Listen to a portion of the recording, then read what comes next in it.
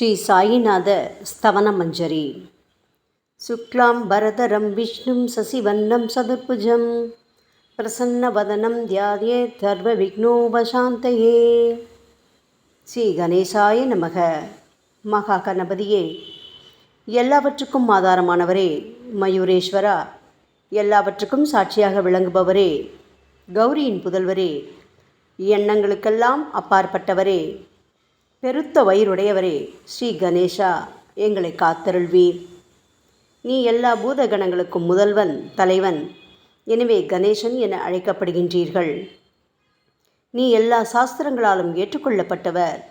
புனிதமான முகமுடைய பாலச்சந்திரனே, எங்களை காத்தருள்வீர். ஓ சாரதே, சரஸ்வதியே, கலைவாணியே, வாக்கின் தெய்வமே, நீ வார்த்தைகளுக்கெல்லாம் தலைவி. உலகின் உயிரோட்டத்தின் காரண கர்த்தாவே நீங்கள்தான். நீங்கள் படைப்பாளிகளின் இறைவி. நீங்கள் எப்பொழுதும் இத்தேசத்தின் அணிகலன்.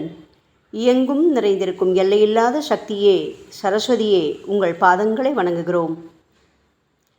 முழுமையான பரபிரம்மே, மகான்களுக்கு பிரியமானவரே, பண்டரிநாதன் உருவில் வெளிப்பட்ட அவதாரமே, எல்லையற்ற கருணை உள்ளம் கொண்டவரே, பரமதயாளா, பாண்டுரங்கா. பொம்மலாட்டக்காரன் தன் கையில் உள்ள கயிற்றால் பொம்மைகளை ஆட்டுவிப்பது போல் பிரபஞ்சம் எங்கும் நிறைந்து நின்று உலகை ஆட்டுவிக்கும் ஒரு பொம்மலாட்டக்காரர் நீங்கள். உங்கள் மெய்ப்பொருளை உய்த்துணர அறிவியல் ஏடுகளும் புனித நூல்களும் இன்னமும் முயன்று கொண்டுதான் இருக்கின்றன. மெத்த படித்தவர்களுக்கோ நீங்கள் வெளிப்பட்டதே இல்லை. ஓ சக்கரபாணியே, பாண்டுரங்கா, அத்தகைய அறிவற்றவர்கள் வெறும் வார்த்தை ஜாலங்களிலேதான் சிக்கொண்டவர்கள். மகான்கள் மட்டுமே உங்களை உணர்வார்கள். மற்றவர்கள் குழப்பமடைந்துள்ளார்கள். உங்களுக்கு பக்தியோடு கூடிய சாஷ்டாங்க நமஸ்காரத்தை செய்கிறோம். ஓ 5 முகங்கள் கொண்ட சங்கரனே, மனித மண்டை ஓடுகளான மாலை அணிந்தவரே, நீலகண்டரே, திகம்பரா, ஓம்கார வடிவானவரே, பசுபதியே, எங்களை காத்தருள்வீர். எல்லா நேரங்களிலும் எவருடைய உதடுகள் உங்களுடைய நமச்சிவாய நாமத்தை உச்சரிக்கின்றதோ அவர்களது உலகியல் துன்பங்கள் முழுமையாக நீங்கிவிடும். ஓ ஜடாமுடியை தரித்த சிவனே, உங்கள் நாமத்தின் சக்தி அத்தகையது. உங்களது பாதங்களை வணங்கி நாங்கள் ஸ்ரீ சாயிநாதரின் புகழை கூறும் இந்த துதியை எழுதுகிறோம். இந்த அருட்பணி முழுமையடைய எங்களுக்கு அருள்வாயாக நீலகண்டா, ஆலகால விஷமுண்ட சிவனே. இப்பொழுது அத்ரி மகரிஷியின் புதல்வரான தத்தாத்ரேயர், அவரவர் குலதெய்வங்கள் இந்திரன், துகாராம், ஞானிகள் மற்றும் எல்லா சாய் பக்தர்களையும் பணிகிறோம். ஸ்ரீ ஷீரடி சாய்நாதா, உமக்கு வெற்றி கிட்டட்டும். பாவிகளை கடைத்தேற்றும் கருணையுள்ளவரே, உங்கள் பாதங்களில் எங்களது தலையை வைத்து வேண்டுகிறோம். உமது பாதுகாப்பை எங்களுக்கு அருள்வாய். நீங்கள் முழுமையான பரபிரம்மம், ஆனந்தத்தின் இருப்பிடம். நீங்களே விஷ்ணு. மன்மதனை எரித்த ஊமையொரு வாகனும் நீங்களே. சாயி, நீங்கள் மனித வடிவில் தோன்றிய இறைவன். அறிவு என்னும் ஆகாய சூரியன். நீங்கள் கருணை கடல். நீங்கள் பிறவி பிணிக்கு ஓர் அருமருந்து. நீங்கள் ஏழைகளுக்கும் கீழ்த்தட்டு மக்களுக்கும் விரும்பியதை கொடுக்கும் சிந்தாமணிக்கல். நீங்கள் உங்கள் பக்தர்களை பரிசுத்தப்படுத்தும் தெய்வம். உலக வாழ்க்கை என்னும் சம்சார கடலில் மூழ்குபவர்களை காப்பாற்றும் ஓடம். நீங்கள் அஞ்சுபவர்களின் புகலிடம். சாயி, நீங்கள் இந்த பிரபஞ்சம் தோன்ற முதற்காரணமான பரிசுத்த பேரின்ப பேருணர்வு, அதாவது சைதன்யம். நீங்கள் கருணையே உருவானவர். உங்களது பலவிதமான வெளிப்பாடுகளில் இந்த உலகமும் ஒன்று. நீங்கள் பிறப்பற்றவர். சாவும் உங்களை தொட முடியவில்லை. எங்களது நீண்ட ஆழமான சிந்தனைக்கு பின் வெளிப்பட்ட கருத்தே இது என் குருநாதா. பாபா, பிறப்பு இறப்பு என்பவை அஞ்ஞானத்தால் தோன்றும் வெளிப்பாடே. ஓ மகராஜ், நீங்களோ இறப்பும் பிறப்புமற்ற சுதந்திர பறவை அல்லவா? தண்ணீர் நீரூற்றுக்காக தோன்றினால் அதன் ஆதாரம் அங்கு இருப்பதாக அர்த்தமா? ஏற்கனவே நீர் பூமிக்குள் நிரம்பி இருந்தது. பூமியின் உள்ளே இருந்து ஊற்றாக வெளியே வந்தது, அவ்வளவுதான். மணற்படுகையில் நீர் ஊற்றாக வெளிப்பட்டதும் அது நீரோடை என்று பெயர் பெற்றது. தண்ணீர் இல்லாவிட்டால் அது வெறும் மணற்படுகையே. அந்த மணற்படுகையில் தண்ணீர் ஊற்றாக வந்தாலும் அல்லது வற்றி போனாலும் தண்ணீருக்கு அதனால் ஒன்றும் ஆவதில்லை. ஏனென்றால் தண்ணீர் அந்த மணற்படுகைக்கு எந்தவிதமான முக்கியத்துவமும் கொடுப்பதில்லை. ஆனால் அறியாமையால் மணற்படுகையோ நீர் நிரம்பி இருந்தால் அது பெருமைப்பட்டு கொள்கிறது. ஆகையால் நீர் வற்றிய உடனே அது மிகவும் மனவருத்தம் அடைகிறது. இந்த மனித உடலும் ஒரு விதத்தில் அந்த மணற்படுகை போன்றதே. புனித பேரின்ப நிலையை அந்த நீரூற்றின் தூய தண்ணீருக்கு ஒப்பிடலாம். இம்மாதிரி எண்ணற்ற மணற்படுகைகள், அதாவது மனித உடல்கள் இருந்த போதிலும் அவற்றில் உள்ள நீர், அதாவது பேருணர்வு எனப்படும் சைதன்யம் மட்டும் மாறுபடுவதே இல்லை. கருணையுள்ளம் கொண்டவரே சாய்நாதா, நாங்கள் உங்களை ஆதியும் அந்தமும் இல்லாதவர், பிறப்பற்றவர் என்று கூறுவோம். இந்திரனின் கையில் இருக்கும் வஜ்ராயுதம் நீங்கள். இந்த வஜ்ராயுதம் ததீசி என்ற முனிவரின் முதுகெலும்பை கொண்டு தயாரிக்கப்பட்டது. இதுவரை இந்த பூமியில் எத்தனையோ எண்ணற்ற உயிரினங்கள் தோன்றியுள்ளன, இப்பொழுதும் தோன்றிக் கொண்டுதான் இருக்கின்றன. வரும் காலத்தில் மேலும் எண்ணற்ற உருவங்கள் தோன்றத்தான் போகின்றன. அந்த ஒவ்வொரு தோற்றத்திற்கும் ஒரு தனி உருவமும் பெயரும் கிடைக்கும். இந்த உயிர்கள் ஒவ்வொன்றும் பெயராலும் தோற்றத்தாலும் மட்டுமே இவ்வுலகில் அடையாளம் காட்டப்படுகிறது. ஆகையால் அந்த சுத்த பேருணர்வு நிலையை நீ நான் என்று பிரித்து காட்டுவது சரியல்ல. ஏனென்றால் எது இரண்டாக தோன்ற முடியாதோ அதுவே உண்மையில் பரிசுத்த பேரின்ப பேருணர்வு எனப்படும். அது ஒன்றே அனைவரின் உள்ளும் ஆத்மா என்ற பெயரில் உள்ளது. மேலும் உண்மையை சொல்வதானால் அந்த ஒரே ஒரு சுத்த பேரின்ப பேருணர்வு நிலைதான் உலகம் முழுவதும் வியாபித்திருக்கிறது. அப்படி இருக்கையில் நீ நான் என்ற வேற்றுமைகள் எவ்வாறு இருக்க முடியும்? நீருண்ட மேகத்தில் உள்ள நீரின் தன்மை உலகெங்கிலும் ஒன்றே. ஆனால் அது பூமியை அடைந்ததும் வெவ்வேறு தோற்றங்களை நதி, ஏரி, ஊற்று என ஏற்கின்றன. கோதாவரி மணற்படுகையில் விழும் நீர் கோதாவரி நதி என்றழைக்கப்படும். அதே சமயம் கிணறு ஒன்றில் விழும் நீருக்கு அந்த சிறப்பு தகுதி கிடைப்பதில்லை. கோதாவரி நதி மிகவும் புனிதமானது. சாயி, நீங்கள் அதில் உள்ள தூய நீரை போன்றவர், நாங்களோ குளம், குட்டை, சகதியில் உள்ள நீர் போன்றவர்கள். நம் இருவருக்கும் இடையே உள்ள வித்தியாசம் இதுதான். பாபா, எங்கள் வாழ்வின் குறிக்கோளை அடைவதற்கு நாங்கள் உங்களிடம் வரவேண்டும். கூப்பிய கரங்களுடன் உங்கள் பாதங்களை சரணடைய வேண்டும். ஏனென்றால் நீங்கள் ஒருவரே புனிதத்தின் உறைவிடம் என் குருநாதா. புனிதமடைந்த கோதாவரி நதி மணற்பரப்பில் மழை நீர் பாயத் தொடங்கும் போது அந்த நீர் புனிதத்தன்மையை அடையும். அதை வெறும் தண்ணீராக மட்டும் கருதினால் அந்த தண்ணீர் தான் எல்லா இடங்களிலும் இருக்கிறதே. கோதாவரி நதி தீரம் முழுவதும் புனிதமாக கருதப்பட்டது. பூமியின் அந்த மணற்பகுதி அதன் புனித தன்மையை நிர்ணயம் செய்கிறது. நீருண்ட மேகத்தினின்று கீழே விழுந்த நீரின் புனிதத்தன்மையை எந்த பூமியின் பகுதி மாற்றவில்லையோ அந்த பகுதியை கோதாவரி என்று கூறுகிறார்கள். மற்ற பகுதிகளில் விழுந்த நீர் அந்த பகுதியில் உள்ள மண்ணின் குணத்தை ஏற்றுக்கொண்டது, புனித தன்மையை இழக்கிறது. மேகத்தில் பரிசுத்தமாக இருந்த நீர் அசுத்தமாகவும் கசப்பாகவும் உப்பாகவும் மாறிவிட்டது. 6 வித உட்பகைகளான காமம், கோபம், பேராசை, வெறுப்பு, அகங்காரம், பொறாமை இவற்றை அகற்றி புனித உடலெடுத்து வந்த குருநாதா, குருதேவா, தங்களை புனித மகான் என்று அழைப்பதே சால பொருந்தும். ஆகவே நீங்களே புனித கோதாவரி. நாங்கள் உங்களை புனித கோதாவரியாக உருவகம் செய்கிறோம். இயங்கும் அத்தனை படைப்புகளிலும் நீங்கள் சிறப்புற முதன்மை பெறுகின்றீர்கள். உலகம் தோன்றியது முதலே பிரம்மா உயிர்களை படைக்க ஆரம்பித்ததிலிருந்தே கோதாவரி நதி இருக்கிறது. நீர் நிறைந்து பாயும் அந்த நதியில் இன்று வரை தண்ணீர் வற்றியதே இல்லை. ராமர் கோதாவரி நதியின் கரைக்கு வந்தபோது ஓடிக்கொண்டிருந்த தண்ணீர் இன்று வரை அதே இடத்தில் எப்படி இருக்க முடியும்? கோதாவரி நதியின் மணற்படுகை மட்டும் அதேதான். தண்ணீர் கடலை சென்றடைந்து விட்டது. ஆனால் அந்த கோதாவரி நீர் படுகையுடன் புனிதத்தன்மை மட்டும் என்றுமே மாறாமல் இன்று வரை அப்படியே உள்ளது. ஒவ்வொரு வருடமும் பழைய நீர் வெளியேறி புதிய நீர் அதற்குள் பாய்கிறது. உங்களுக்கு தெரிந்த வாழ்க்கை நியதிதானே இது. ஒரு நூற்றாண்டை ஒரு ஆண்டாக கணக்கிட்டால் அந்த நூற்றாண்டில் தோன்றிய முனிவர்கள் பாயும் நீரை போன்றவர்கள். அவர்களில் மிகப்பெரிய மகான்கள் அந்த நீரில் தோன்றும் அலைகள் போன்றவர்கள். இந்த புனித கோதாவரி நதியில் முந்தைய நூற்றாண்டுகளில் சனாதனர், சனதர், சனந்தனர் போன்ற மகான்கள் வெள்ளமாக தோன்றினார்கள். பிறகு நாரதர், தும்புரு, துருவன், பிரகலாதன், மகாபலி சக்கரவர்த்தி, சபரி, அங்கதன், வாயுகுமாரனான அனுமான், விதுரர், கோபர்களும் கோபியர்களும் வெள்ளமாக தோன்றினர்.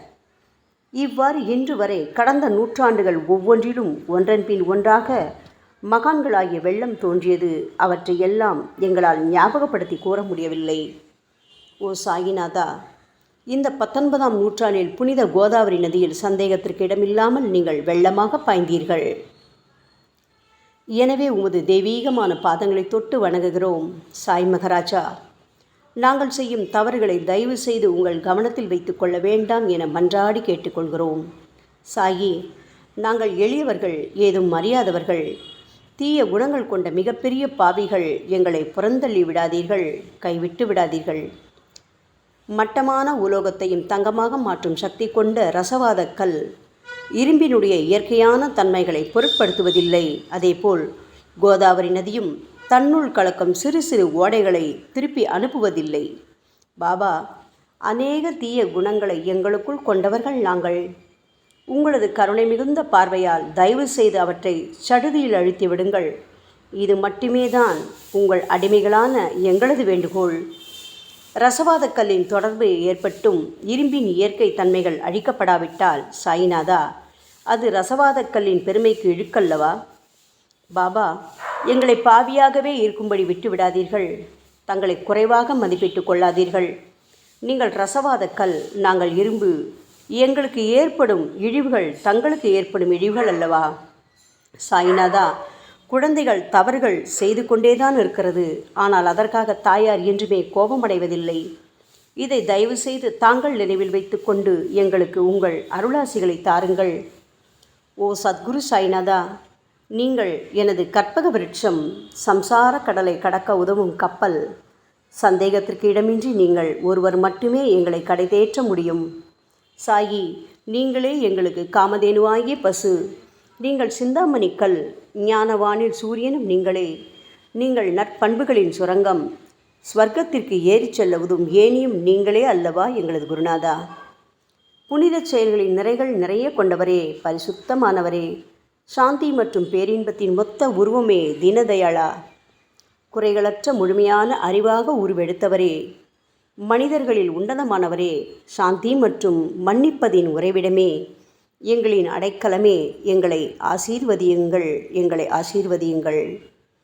கலியுகம் ஆரம்பித்தவுடன் மகாவிஷ்ணுவால் உலகம் உய்ய அனுப்பப்பட்ட 9 நாதர்களில் ஒருவனான சத்குரு மச்சீந்திரநாதரும் நீங்களே. பரமேஸ்வரன் நெற்றிக்கண்ணை திறந்தவுடன் அந்த அக்னியில் தோன்றிய மகாத்மா ஜாலந்தரும் நீங்களே. நீங்கள் மகாராஷ்டிராவில் தோன்றி பக்தி மார்க்கத்தை பரப்பிய ஞானிகளான நிவிருத்திநாதர், ஞானேஸ்வரர், கபீர்தாசர், ஷேக் முகமது ஏகநாதர். சாயி, நீங்கள் சிவனின் ஓர் அவதாரம், தத்தகுரு. நீங்களே பண்டரிநாதர். நீங்கள் ஆஞ்சநேயரின் மறு அவதாரம் ராமதாசர். நீங்கள் மகாராஷ்டிர ஞானி பாண்டுரங்கன் மீது கீர்த்தனை இயற்றிய துக்காராம். சாயிநாதா, நீங்கள் முஸ்லிம் ஞானி ராமபக்தர் சகாராம். நீங்கள் தத்தாத்ரேயரின் மறு அவதாரம் மாணிக் பிரபு. பாபா, உங்களது அவதார தோற்றம் மற்றும் உங்களுடைய எண்ணற்ற தன்மை புரிந்து கொள்ள எங்களுக்கு உண்மையில் கடினமாக இருக்கிறது. உங்களது ஜாதி குலம் பற்றிய எதையும் நீங்கள் எவருக்கும் வெளிப்படுத்தியதில்லை. சாயி, சிலர் உங்களை முஸ்லீம் என்கிறார்கள், சிலரோ உங்களை பிராமணர் என்கிறார்கள். கிருஷ்ண பரமாத்மாவை போன்று எண்ணற்ற தெய்வீக லீலைகளை செய்வதெல்லாம் உங்களுக்கு ஒரு விளையாட்டல்லவா? ஸ்ரீ கிருஷ்ண பரமாத்மாவை பார்த்து பல்வேறு மக்கள் பலவிதமான பெயர்களிட்டு அவரை அழைத்தனர். சிலர் அவரை யதுகுலத்தின் அணிகலன் என்றார்கள். சிலர் அவரை மாடுகள் மேய்க்கும் இடையன் என்றும் அழைத்தனர். தாயான யசோதை அவரை பச்சிளம் குழந்தை என்றாள். கிருஷ்ணரின் மாமனாகிய கம்சன் அவரை உயிரை குடிக்கும் மகா காலன் என்றான். அர்ஜுனன் அவரை எங்கும் நீக்கமர நிறைந்துள்ளவர் என்றான். அவ்வாறே சாய்நாதா, ஒவ்வொரு மனிதனின் மனநிலைக்கு ஏற்ப அவரவர் எண்ணங்களுக்கு ஏற்ப உங்களுக்கு பெயர்களை சுட்டி மகிழ்ந்தார்கள். மசூதி, நீங்கள் வாழும் இருப்பிடம். உங்கள் காதுகள் இந்து மத வழக்கப்படி குத்தப்படவில்லை. அதேபோல் பாத்தியா ஓதுவதை பார்த்து நீங்கள் முஸ்லிம் என்று கூறுவது பொருத்தமானதே. சாய்நாதா, நீங்கள் துனி மூலம் அக்னியை வழிபடுவதை பார்த்து நீங்கள் ஒரு இந்து என்று முடிவு செய்யப்பட்டது. பாபா, இந்த வெளிப்புற வித்தியாசங்களை வீண் விவாதம் செய்யும் எண்ணம் கொண்டவர்களே விரும்புவார்கள். உண்மையான ஞானத்தில் ஆர்வம் கொண்டவர்கள் இந்த வெளிப்புற வேறுபாடுகளுக்கு முக்கியத்துவம் தரமாட்டார்கள். சாயி, நீங்களோ பிரம்மத்தின் நிலையில் இருக்கின்றீர்கள். ஜாதி குலம் போன்றவை உங்களுக்கு முக்கியமில்லை. நீங்கள் எல்லோருக்கும் மேலான உயர்ந்த குருவாகவும் இந்த பிரபஞ்சத்தை படைத்தவராகவும் இருக்கின்றீர்கள். முஸ்லிம் இந்துக்களிடையே பகைமையுணர்வு ஏற்பட்டதால் அவர்களுக்கிடையே இணக்கமான உறவையும் ஒற்றுமையையும் ஏற்படுத்துவதற்காகவே அல்லவா நீங்கள் மசூதியில் அமர்ந்து அக்னி வழிபாட்டை நடத்தி உங்கள் லீலைகளை பக்தர்களுக்கு காட்டினீர்கள். நீங்கள் ஜாதி மதங்களுக்கு அப்பாற்பட்டவர். நீங்கள் பிரம்மமே, நீங்கள்தானே சாயி. உண்மையில் நீங்கள் எங்களது எண்ணங்களுக்கெல்லாம் அப்பாற்பட்டவர். உங்களை பற்றிய வாதி பிரதிவாதங்கள், ஊகங்கள், ஆதாரம் இல்லாத கருத்துக்கள் இருக்கும் இடத்தில் எங்கள் வார்த்தைகளுக்கு முக்கியத்துவம் எப்படி கிடைக்கும்? ஆனால் சாயிநாதா, உங்களை பார்க்கும் பொழுது எங்களால் மௌனமாக இருக்க முடியவில்லை. வார்த்தைகளால் போற்றுதலே உலக வழக்கம். எனவே உங்கள் அருளாசியுடன் சாயிநாதா, வார்த்தைகளால் எப்படியெல்லாம் உங்களை போற்ற முடியுமோ அவ்வண்ணமே போற்றி புகழ்கிறோம். கடவுளின் நிலையை விட மகான்களின் நிலை வேறுபட்டும் மிக உயர்ந்ததாகவும் இருக்கும். மகான்களின் அருகில் நான் எனது போன்ற எண்ணங்களுக்கு இடமே இல்லை. கடவுளை வெறுத்ததால் இரண்யகசிபுவும் விஷ்ணுவால் கொல்லப்பட்டார். ராமனால் ராவணன் கொல்லப்பட்டன. மகான்கள் கைகளால் இத்தகைய துர்சம்பவங்கள் ஏற்பட்டதே இல்லை. அரசன் கோபிச்சந்தன் முனிவர் ஜாலந்தரரை சாணக்குவியலுக்குள் புதைத்தான். ஆனால் அந்த நிலையிலும் அரசரின் இந்த செயலுக்காக அந்த முனிவர் வருத்தப்பட்டதே இல்லை. அரசனின் அந்த செயலுக்கு நேர்மாறாக அந்த அரசனை சம்சார சூழலிலிருந்து விடுவித்து அவனை முக்தியடை செய்தார். மகான்களின் சக்தி இப்படிப்பட்டதே. அவற்றை விவரித்து கூற முடியாது. மகான்கள் சூரியனின் ஒளியை போன்று பிரகாசிக்கக்கூடியது. சந்திரனின் மென்மையான ஒளிக்கதிர்கள் போல் இதயத்திற்கு ஆறுதல் கொடுக்கும் தன்மை கொண்டது. மகான்களின் அருள் கஸ்தூரியின் நறுமணம் போன்றது. அவர்கள் கரும்பு சாற்றினை போல் இனிப்பானது. மகான்கள் நிச்சயமாக நல்லவர்களிடமும் தீயவர்களிடமும் ஒரே விதமாகவே நடந்து கொள்கின்றனர். அதற்கும் மேலாக பாவிகளிடம் அவர்கள் காட்டும் அன்பு அளவிட முடியாதது. கோதாவரி நதியில் அழுக்கடைந்த துணிகளே சுத்தம் செய்யப்பட வேண்டி வருகின்றன. சுத்தமான துணிகள் கோதாவரி நதியினின்று வெகு தூரத்தில் பெட்டியிலேயே தங்கிவிடுகின்றன. பெட்டியில் வைக்கப்பட்டிருந்த அந்த துணியும் ஒரு முறை கோதாவரி நதிக்கரைக்கு துவைப்பதற்காக வந்தது. இந்த உவமையில் பெட்டிதான் வைகுண்டம், நீங்களே கோதாவரி. கோதாவரி நதிக்கரையே நம்பிக்கை. எல்லா உயிரினங்களும் துணிகள். 6 விதமான மன விகாரங்களான காமம், கோபம், கஞ்சத்தனம், மதம், பொறாமை, மோகம் ஆகியவையே அவைகளை பற்றியுள்ள அழுக்கு. சாய்நாதா, தங்கள் பாதார விந்தங்களை வணங்குவதே கோதாவரியில் செய்யப்படும் புனித குளியல். ஓ சமர்த்தரே, எங்களது எல்லா பாவங்களையும் மன அழுக்கங்களையும் போக்கி எங்களை சுத்தப்படுத்துங்கள் குருநாதா. பாபா, எங்கள் சம்சார வாழ்க்கையில் உழலும் மக்களாகி நாங்கள் மேலும் மேலும் பாவம் செய்கின்றவர்களாக இருக்கிறோம். எனவேதான் உங்களை போன்ற மகான்களின் தரிசனம் பெறுவதற்கு நாங்கள் தகுதியுடையவர்களாகிறோம். கோதாவரி நதியில் தண்ணீர் நிரம்பியுள்ளது. படித்துறையில் துவைப்பதற்காக துணிகள் வருகின்றன. அவை துவைக்கப்பட்டு சுத்தப்படுத்தப்படாவிட்டால் அது கோதாவரி நதிக்கல்லவா இழுக்கை தேடித்தரும். என் குருநாதா, நீங்கள் அடர்ந்த இலைகளுடன் கூடிய நிழலையும் குளிர்ச்சியையும் தரும் மரம். உண்மையில் நாங்கள் எல்லாம் வழிப்போக்கர்கள். எங்களை 3 வித துக்கங்கள், அதாவது இயற்கை இடர்பாடுகளால் வரும் துன்பங்கள், எங்களது உடலுக்கு வரும் நோய் நொடிகள், அஞ்ஞானத்தால் நிரம்பிவிடும் பாவமூட்டை எனப்படும் வெயில் கடுமையாக சுட்டெரிக்கின்றன. கருணாமூர்த்தியே, சாயி, அந்த சுட்டெரிக்கும் 3 வித தாபங்களின் வெப்பத்திலிருந்து தயவு செய்து எங்களை காப்பாற்றும். தங்களது கருணை என்னும் குளிர்ந்த நிழல் இந்த சம்சாரம் என்னும் வாழ்க்கை கடலை கடக்க உதவும் தன்மை கொண்டது. பாபா, மரத்தின் அடியில் அமர்ந்தும் ஒருவன் சூரியனின் சுட்டெரிக்கும் வெப்பத்தை உணர்ந்தால் அது அந்த மரத்தை நிழல் தரும் மரம் என்று கூற முடியுமா என் குருநாதா? சாயி, உங்கள் அருளின்றி இந்த உலகில் நல்லது என்பது ஏற்படுவதில்லை. எனவேதான் தர்மத்தை நிலை நிறுத்துவதற்காக அந்த பரந்தாமனே அர்ஜுனனுக்கு நண்பனாக, வழிகாட்டியாக மற்றும் ஆன்மீகவாதியாக மாறினார். சுக்ரீவனின் அன்பினால் தானே விபீடனன் அரசன் ராமனின் நட்பை பெற்றான். சொல்லப்போனால் ஸ்ரீஹரியும் மகான்கள் மூலமாகத்தான் பெருமை பெற்றார். பிரம்மம் என்பது உருவமற்றது. எனவேதான் வேதங்களால் அதை வர்ணித்து கூற முடியவில்லை. ஆனால் பூமியில் அதை மனித உருவில் தோன்ற வைத்து மகான்கள் அதன் உருவமற்ற தன்மையை மாற்றினர். தாமாஜி என்ற பக்தனுக்காக பகவான் பாண்டுரங்கனை ஒரு தாழ்த்தப்பட்ட குலத்தில் பிறந்தார். சோகமேளா என்ற பக்தருக்காக உலகை காக்கும் தெய்வமே இறந்த எருமைகளின் உயிரற்ற உடல்களை எடுத்தார். மகாராஷ்டிர ஞானி மகான் ஏக்நாத் என்ற பக்தனின் பெருமையை உணர்ந்த பரம்பொருள் பாண்டுரங்கனின் மாறுவிடத்தில் வந்து தண்ணீர் சுமந்து உழைத்தார். உண்மையில் மகான்கள் எல்லாவற்றையும் தாங்கும் சக்தியும் சச்சிதானந்த பிரபுவாகிய இறைவனின் எஜமானர்களே. பாபா, இதற்கு மேல் நாங்கள் சொல்வதற்கு எதுவும் இல்லை. நீங்களே எங்களின் தாயும் தந்தையும். ஷீரடி கிராமத்தில் வசிக்கும் என் சத்குரு சாய்நாதா. சாயி, உங்கள் லீலைகளை எவர் ஒருவராலும் உண்மையிலேயே முழுமையாக புரிந்து கொள்ள முடியாது என்கின்ற பொழுது சாதாரண மனிதனாகிய நான் எவ்வாறு அவற்றை விளக்க முடியும் கூறுங்கள். எல்லா உயிரினங்களையும் காப்பாற்ற நீங்கள் ஷீரடிக்கு வந்திருக்கின்றீர்கள். மண் அகல் விளக்குகளில் வெறும் தண்ணீரை ஊற்றி அவற்றை எரிய வைத்தீர்கள். மிக குறுகிய மரப்பலகையை தொங்கும் ஊஞ்சல் படுக்கையாக்கி உங்கள் யோக சக்தியை உங்கள் பக்தர்களான எங்களுக்கு காட்டினீர்கள். அநேக பெண்களின் மலட்டுத்தன்மையை முழுவதுமாக நீக்கி குழந்தை பாக்கியத்தை பெறச் செய்தீர்கள். உதியின் மூலம் தீர்க்க முடியாத வியாதிகளையும் குணப்படுத்தி பரிபூர்ண சுகம் கொடுத்தீர்கள். என் சாயியே, இவ்வுலக சம்பந்தமான துன்பங்களை நீக்குவது உங்களுக்கு ஒரு பொருட்டே அல்ல. யானை ஒன்று எறும்பை சுமையாக கருதுமா? குருராயா, இப்பொழுது உங்களது பாதங்களை சரணடைந்து விட்டோம். எங்களை திருப்பி அனுப்பி புறந்தள்ளி விடாதீர்கள். எங்களின் மகாராஜ், நீங்கள் அரசர்களுக்கெல்லாம் அரசன். நீங்கள் குபேரனை விட செல்வம் அடைந்தவர். நிச்சயமாக தன்னிகரற்ற வைத்தியர். உங்களை விட மேலானவர் இந்த உலகில் நிச்சயமாக எவரும் இல்லை சாயி. மற்ற கடவுள்களை வணங்குவதற்கு தனித்தனியாக பூஜை பொருட்களும் வழிபாட்டு முறைகளும் உள்ளன. ஆனால் உங்களை வணங்குவதற்கு தகுதியான பொருட்களே இந்த உலகில் இல்லை என் குருநாதா. சூரியனின் ராஜ்யத்தில் தீபாவளி பண்டிகையை கொண்டாடுவதென்றால் எவ்விதமான பொருட்களை கொண்டு அதை கொண்டாடுவோம்? சமுத்திரத்தின் தாகத்தை தணிப்பதற்கு பூமியில் போதுமான தண்ணீர் கிடைக்காது. நெருப்பை சூடாக்குவதற்கு எங்கிருந்து அக்னியை கொண்டு வருவது?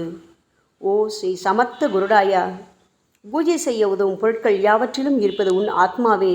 ஆரம்பம் முதலே அவை உன் ஒரு பகுதியே அல்லவா? மேலே கூறப்பட்டவையெல்லாம் தத்வார்த்த ரீதியில் கூறப்பட்டவையே. அனுபவங்களின்றி கூறப்படும் வார்த்தை ஜாலங்கள் வீணே.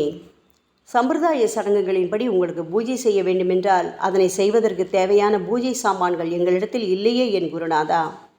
கருணாமூர்த்தியே, எங்களின் கற்பனை திறனின் அடிப்படையில் உங்களுக்கு வழிபாடு செய்கிறோம். தயவு செய்து அந்த வழிபாட்டை இந்த அடிமைகளிடமிருந்து ஏற்றுக்கொள்ளுங்கள். சாயி, இப்பொழுது எங்களது அன்பு மிகுந்த கண்ணீரால் உங்கள் பாதங்களை கழுவுகிறோம். உண்மையான பக்தி என்னும் சந்தனத்தை அரைத்து சாந்தாக்கி உமக்கு இடுகிறோம். அழகிய வார்த்தைகளால் எழுதப்பட்ட இந்த துதியையை உமக்கு மாலையாக அணிவிக்கின்றோம். எங்களது கெட்ட குணங்களை தூபமாக்கி உமக்கு முன் எரிய விடுகிறோம். உமக்கு முன் எரியும் போது எந்தவிதமான தீய வாசனையும் எழுவதில்லை. சாயி, உமக்கு முன்பு இல்லாமல் வேறு எங்காவது இந்த தூபம் எரிய விடப்பட்டால் அது கீழே உள்ளது மாதிரி ஆகும். அதாவது சாம்பிராணியை நெருப்பில் போட்டவுடன் அது பொசுங்கி அதில் உள்ள நல்ல மனம் என்ற நற்குணம் அதை விட்டு மறைந்து போகிறது. பாபா, உமக்கு முன் அது எரியும் போது எங்களது கெட்ட குணம் என்கின்ற அழுக்குகள் எரிந்து நல்ல குணம் மட்டுமே மிஞ்சியிருக்கிறது. மனதில் உள்ள தீய குணங்கள் யாவும் எரிந்த பிறகு மனம் மாசற்ற தூய கங்கை தீர்த்தம் போல் ஆகின்றது. கருணை மூர்த்தியே, மாயை மோகம் என்ற தீபத்தை உங்கள் முன் ஏற்றி காட்டுகிறோம். அதன் மூலம் எங்களது மனம் வைராக்கியத்தை அடைய அருள்வீராக. பரிசுத்தமான நம்பிக்கை என்ற சிம்மாசனத்தை நீங்கள் என்னுள் அமர்வதற்கு ஆசனமாக உமக்கு தருகிறோம். அதில் அமர்ந்து கொண்டு எங்களது பக்தி என்ற நெய்வேத்தியத்தை ஏற்றுக்கொள்ளுங்கள் சாயி.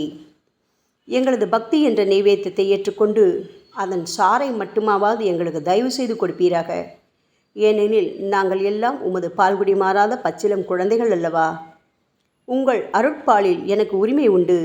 பாபா, என் மனத்தையே உமக்கு தட்சணையாக கொடுக்கிறேன். ஆகையால் நாங்கள் செய்யும் காரியங்கள் யாவற்றிலும் நான் செய்கிறேன் என்று நாங்கள் உரிமை கொண்டாட முடியாது.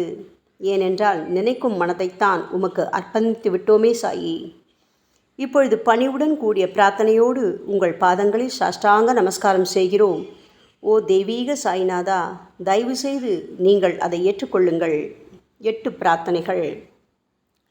சாய்நாதா, சாந்தமான மனம் உடையவரே, அறிவின் சிகரமே, அன்புள்ளம் கொண்டவரே, கருணை கடலே, உண்மையின் உறைவிடமே, மாயை என்னும் இருளை அகற்றுபவரே, ஜாதி மதங்களுக்கு அப்பாற்பட்ட துறவியே, எங்களின் புரிந்து கொள்ளும் திறமைக்கும் அப்பாற்பட்டவரே, அன்பின் இருப்பிடமே, ஷீரடிநாதா, எங்களை காப்பாற்றும், எங்களை காப்பாற்றும்.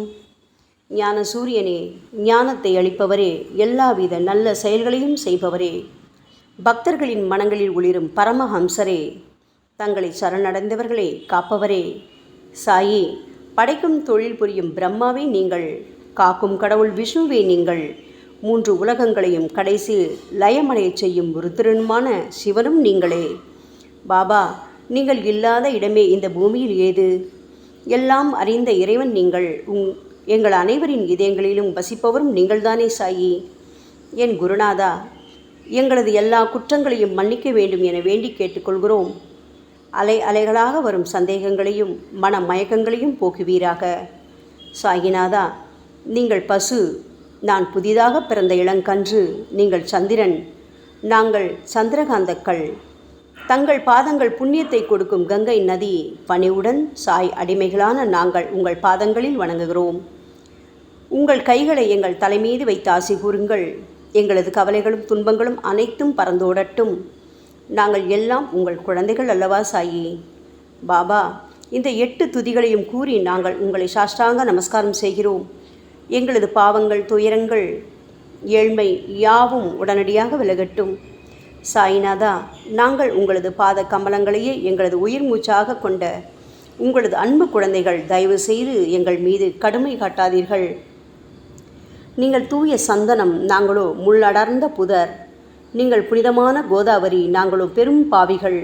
ஓ குருநாதா, உங்கள் தரிசனம் கிடைத்த பிறகும் எங்களிடம் உள்ள கெட்ட குணங்கள் என்ற அழுக்கு எங்கள் மனதிலேயே தங்கி இருக்குமானால் உங்களை சந்தனம் எப்படி என்று கூறுவார்கள்? கஸ்தூரியின் அருகாமையினால்தான் மண்ணும் மலரின் தொடர்பினால்தான் நாரும் மனம் பெறுகிறது. மகான்களும் அப்படிப்பட்டவர்களே. அவர்களுடன் தொடர்புடைய எந்த பொருளும் மிகவும் உயர்வாக மதிக்கப்படுகிறது. சிவபெருமானின் விபூதி, நந்தி ஆகியவற்றை ஏற்றுக்கொண்டதால் 8 திக்குகளிலும் அந்த பொருட்கள் புகழ் பெறுகின்றன.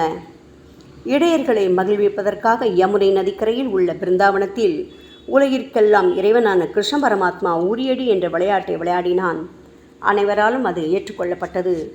ஆகவே நாங்கள் பாவிகளான போதிலும் உங்கள் சேவையில் ஈடுபட்டுள்ளோம். ஓ குருநாதரே, எங்களது நிலைமையை பற்றி மனதில் தயவு செய்து எண்ணிப்பாரும். ஓ சாயிநாதா கருணாமூர்த்தியே, இந்த லௌகீக உலகிலோ அல்லது ஆன்மீக வழியிலோ எந்த விஷயங்களெல்லாம் எங்களுக்கு சந்தோஷத்தை கொடுக்கும் என எங்களது மனம் சந்தேகமில்லாமல் நம்புகின்றதோ அவற்றையெல்லாம் நீங்கள் எங்களுக்கு அளித்தருள வேண்டும் சாயி. உங்களது கருணையால் இந்த மாதிரி செய்துவிடுங்கள் சாயி. எங்களது மனத்தை அடக்கி விடுங்கள். சமுத்திரங்கள் எல்லாம் தித்திப்பாக மாறினால் பிறகு அவை உப்பு கரிக்குமே என்ற பயம் தோன்றாதே. பாபா, சமுத்திரத்தை தித்திப்பாக்கும் சக்தி உங்களுக்கு உண்டு. ஆகையால் தான் எங்களது இந்த வேண்டுகோள். தயவு செய்து இந்த வேண்டுகோளை நிறைவேற்றுங்கள் சாயி. எங்களிடம் என்னென்ன குறைகள் உண்டோ அவை அனைத்தும் உங்களுடையதே. ஆத்ம ஞானம் பெற்றவர்களில் முதலிடத்தில் உள்ள உங்களிடம் குறை என்பதை பொருந்தாதே. சரணாகத வச்சலா, இப்பொழுது இதற்கு மேலும் நான் ஏன் அதிகம் பேச வேண்டும்? நீங்கள் மட்டும்தானே எங்களது ஒரே அடைக்கலம். தாயின் இடுப்பில் உள்ள குழந்தை இயல்பாகவே பயமற்று இருக்கும் அல்லவா? மகாராஜா, இந்த துதியை எவரவர்களெல்லாம் அன்புடனும் ஆத்மார்த்தமாகவும் படிக்கின்றார்களோ அவர்கள் ஒவ்வொருவரின் ஆசைகளை தயவு செய்து நிறைவேற்றி கொடுங்கள் சாயி. இந்த துதியை படிப்பவர்களின் 3 வித தாபங்களையும், இயற்கையின் இடர்பாடுகளில் வரும் துன்பங்கள், நமது உடலுக்கு வரும் நோய் நொடிகள், அஞ்ஞானத்தால் நிரம்பிவிடும் பாவம் மூட்டை ஓராண்டிற்குள் விலகிவிடும் என்பதே இந்த துதிக்கு உங்களது ஆசையாக என்றென்றும் நிரந்தரமாக இருக்க வேண்டும் பாபா. பாராயண முறை. குளித்து முடித்துவிட்டு மனதில் முழுமையான நம்பிக்கையுடன் தொடர்ந்து இந்த துதியை பாராயணம் செய்ய வேண்டும். அப்படி முடியாவிட்டால் வாராவாரம் வியாழந்தோறும் சத்குருவை வணங்கி அவர் உருவை தியானம் செய்து கொண்டு இந்த துதியை பாராயணம் செய்யுங்கள். இதுவும் கூட முடியாவிட்டால் மாதம் வரும் 2 ஏகாதசி தினங்களில் இந்த துதியை பாராயணம் செய்யுங்கள். இது ஏற்படுத்தும் விளைவுகளை பார்த்து அதிசயப்படுவீர்கள். குருமூர்த்தியான சாய்நாதர் இந்த துதியை பாராயணம் செய்பவர்களுக்கு இவ்வுலகியல் ஆசைகளை முழுமையாக உடனடியாக நிறைவேற்றுவார். இந்த துதியை திரும்ப திரும்ப பாராயணம் செய்வதால் முட்டாள்கள் கூர்மையான புத்தியை அடைவார்கள். யாருடைய வாழ்நாளாவது குறைவானதாக இருப்பேன் இந்த துதியை அவர்கள் படிப்பதால் 100 ஆண்டு காலம் வாழ்வார்கள். இந்த துதியை தொடர்ந்து பாராயணம் செய்து வந்தால் செல்வம் குறைவாக ஏழையாக இருந்தால் செல்வத்தின் அதிபதி குபேரன் அவர்கள் வீட்டிற்கு வந்து தங்கி அவர்களுக்கு ஏவல் புரிவான். இது சத்தியம், இது சத்தியம், இது சத்தியம் என 3 முறை கூறுகிறார். குழந்தை செல்வம் இல்லாதவர்கள் இந்த துதியை தொடர்ந்து படித்து வந்தால் குழந்தை செல்வம் பெறுவர். இந்த துதியை படிப்பவர்களின் வியாதிகள் எல்லா பக்கங்களிலும் பறந்தோடிவிடும். வியாதி நின்று குணம் கிடைக்கும். இந்த துதியை திரும்ப படித்தால் பயம் மற்றும் கவலை மறைந்து போகும். மதிப்பும் மரியாதையும் கிடைக்கும். அழிவற்ற பிரம்மத்தை உணர்வார்கள். பிரம்ம ஞானம் கிட்டும். அறிவுடையோரே, இந்த துதியின் மீது உங்கள் இதயங்களில் முழுமையான நம்பிக்கை வையுங்கள். சந்தேகங்கள், நம்பிக்கையின்மை, தவறான எண்ணங்கள் ஆகியவற்றுக்கு கொஞ்சம் கூட மனத்தில் இடம் கொடுக்காதீர்கள். ஷீரடிக்கு புனித பயணம் மேற்கொள்ளுங்கள். பாபாவின் தாமரை பாதங்களை மனதில் இருத்துங்கள். அவர் அனாதைகளின் உறவினர், பக்தர்களின் விருப்பங்களை நிறைவேற்றும் கற்பகத்தரு, கேட்டதை கொடுக்கும் கலியுக தெய்வம். பாபாவால் உணர்வூட்டப்பட்டு இந்த துதியை நான் இயற்றினேன். இல்லாவிட்டால் எந்த விதமான முக்கியத்துவமும் இல்லாத என்னால் இந்த துதியை எவ்வாறு எழுத முடியும்? ஆங்கில ஆண்டு 1918 புரட்டாசி மாதம் வளர்பிறையில் விநாயக சதுர்த்தி அன்று சூரிய உதயத்துக்கு முன் இந்த பாமாலை நிறைவு செய்யப்பட்டது. புனிதம் வாய்ந்த நர்மதா நதிக்கரையில் இந்தூருக்கு அருகிலுள்ள ஊரான மகேஸ்வர கஷேத்திரத்தில் ஸ்ரீ அகல்யா தேவியின் சந்நிதியில் சாயிநாதரை போற்றி பாடும் இந்த சவண மஞ்சரி நிறைவடைந்துள்ளது. மகேஸ்வரம் என்ற புனித தலத்தில் இந்த துதி நிறைவடைந்தது. ஸ்ரீ சாயிநாதர் என் மனதிற்குள் புகுந்து இந்த துதியின் ஒவ்வொரு வார்த்தையையும் புற வைத்தார். தாஷ்கன் மகராஜ் எல்லா ஞானிகள் மற்றும் துறவிகளின் வேலையாள். எங்கும் மங்களம் பொங்கட்டும்.